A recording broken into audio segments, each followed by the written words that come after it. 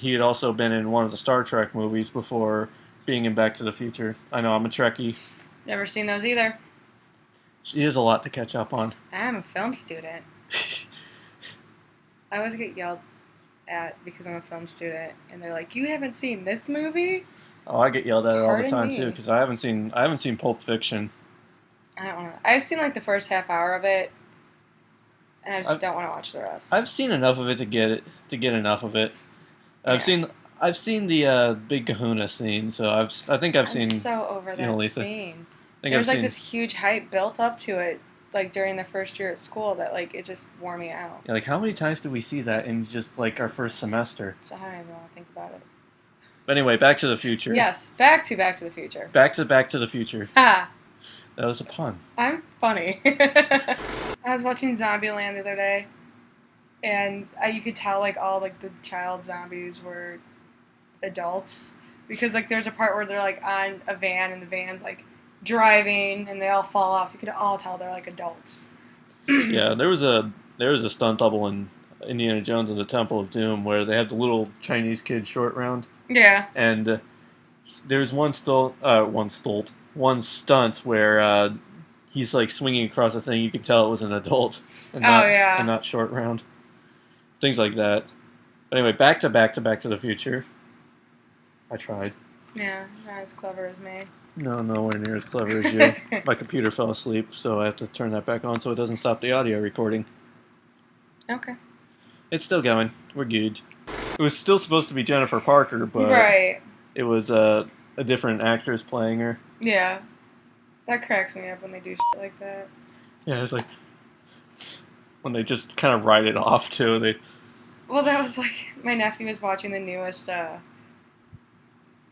is that movie? Spy Kids movie.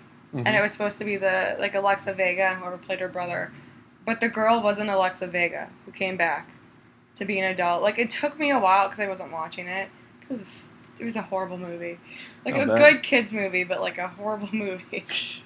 And like, I was looking at it, and I'm like, that is not Alexa Vega. And they picked a girl that looked like her, like very similar in like body type and hair type and obviously like ethnicity, but it wasn't her. And I'm like, that's not true to the Spy Kids thing. Or it's like when Marvel had like a different approach when they in the first Iron Man movie they had brace yourself, they had Cuba Gooding, or not Cuba Gooding Jr. They had Terrence Howard, which Terrence Howard, that's a running joke. Never mind. And I've never seen Iron Man, so they had Terrence Howard as the character Rhodes in the first movie, but then in the second movie they replaced him with Don Cheadle. And so when he first came in as Don Cheadle in the second movie, they had a throwaway line. It's Robert Downey Jr. says, "I didn't know you were coming," and Don Cheadle says, "I'm here now. Deal with it." I just thought that was funny because is that just because of the characters weren't expecting him to be there, or were they just kind of like tongue in cheek, kind of making fun of the fact that it's not Terrence Howard anymore? It's like, yeah, I'm here. Deal with it. Probably both, honestly. I could see it being both. Especially with the way Marvel's been doing things. Oh, yeah, Marvel. But anyway, we're going Back to the Future again. What else can we talk about Back to the Future? It's actually become one of the more iconic scores of the 1980s. Oh, yeah. Yeah. Not as iconic as Star Wars, but... Who can compete with Star Wars? It's John Williams, come on. Yeah. John Williams did Star Wars, not this one. No, yeah. That should be obvious, but for those out there watching that aren't big movie score nerds like me, John Williams did Star Wars, not Back to the Future. Who did Back to the Future? Alan Silvestri. That makes sense. Yep, right there. Music by Alan Silvestri. Yep. All I know is Danny Elfman. Yeah, there's Danny Elfman, there's John Williams, and there's Hans Zimmer. Hans Zimmer, I like Hans Zimmer music. Is that even Michael J. Fox? It does not look like him. I think it is, yeah. See, it's one of those painted things that they don't exactly look like. Yeah, and that's why I'm so confused. Like, when I saw it, it just doesn't look like him at all.